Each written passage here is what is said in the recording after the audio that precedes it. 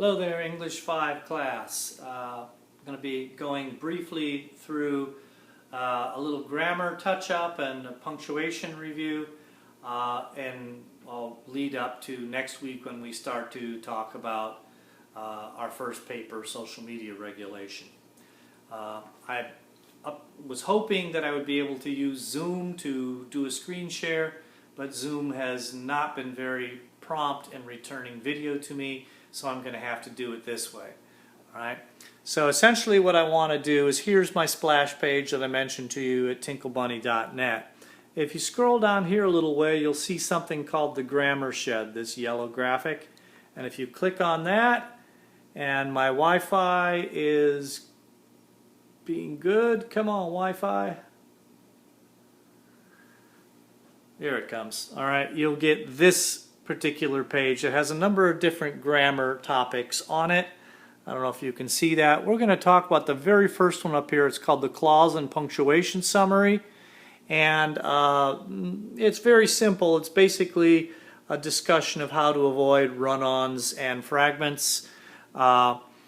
Basically, you know that a simple sentence is a subject-verb-object sentence, or perhaps a subject-linking-verb-predicate-noun. That's what I'm talking about here in this section, in this box.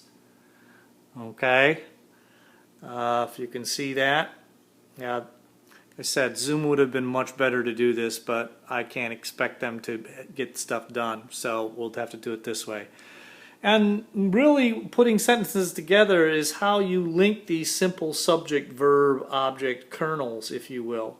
And the first way you can do that is through joining two independent clauses with a semicolon. So you have independent clause, semicolon, independent clause. The next thing you can do is you can join them with two independent clauses with a conjunctive adverb. So you have an independent clause, a conjunctive adverb, and I have a whole list of them here in this chart, in this series of boxes. This table, I guess, is the best word for it.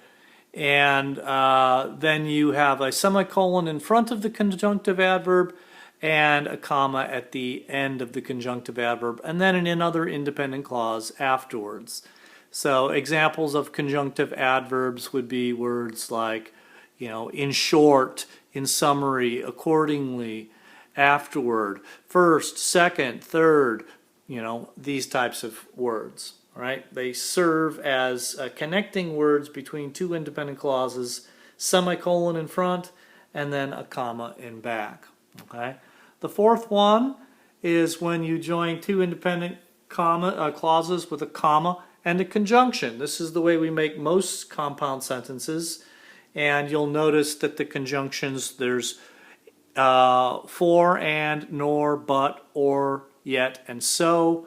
They spell out fanboys, and if you use these words to connect two independent clauses, the punctuation is different in the respect that you put a comma in front of that conjunction. So it goes independent clause, comma, in conjunction, and then independent clause. There's no punctuation on the back end of the conjunction.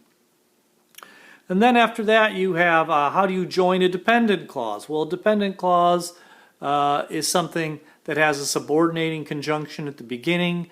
Words, again, like after or since or though. I have, again, a whole list of them in this particular table. They mark dependent clauses. And the first part basically says if you have the dependent clause in front of the independent clause, you separate it out with a comma. All right, that's what number 5 basically says. Number 6 here is when you have the dependent clause after the main clause, the independent clause, and in which case you do not have any punctuation there. You have a just read through without any punctuation. So if you have a dependent clause, it is separated out with a comma before the main independent clause, afterwards no punctuation. And then finally, you have something called, when you have a colon. And that is when you have an independent clause itself, and then you have items after that independent clause that follow. So independent clause, colon, A, B, and C, right? This is different from using the kind of construction where you use a series and you use the word such as A, B, and C, right? When you use such as, that's a different construction. You separate the such as with a comma, and then you add the elements A, B, and C after that, okay? So again, I'm running through this very quickly. Normally, if I were in class, I would go over this over the course of 45 minutes to an hour and go in real detail. But given the kind of space we have and the fact that I have to use this iPad here to get you online, this is how we're going to do it. Practices to avoid are comma splices, where you have two independent clauses and they're connected by just a comma. Well, you can't do that, right? You have to either join them with a semicolon, or you use a comma and then a conjunction, right? So that's one of the main things that you have to avoid, right?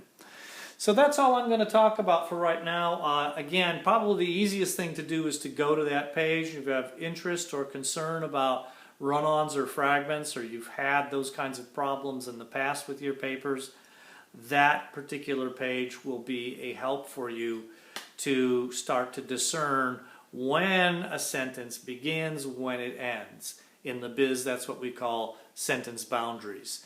And for most intents and purposes, people are pretty good about that. But there are some people who struggle with when they should end a sentence. And they have then, of course, run on, run on, run on, and that causes confusion. So that's primarily it for our little grammar point. I would encourage you for next week to get ahead of the reading. We're going to start talking about our first paper assignment. We'll meet on Tuesday and start talking about it during our Zoom session. So I'll talk to you at that point in time. Thanks.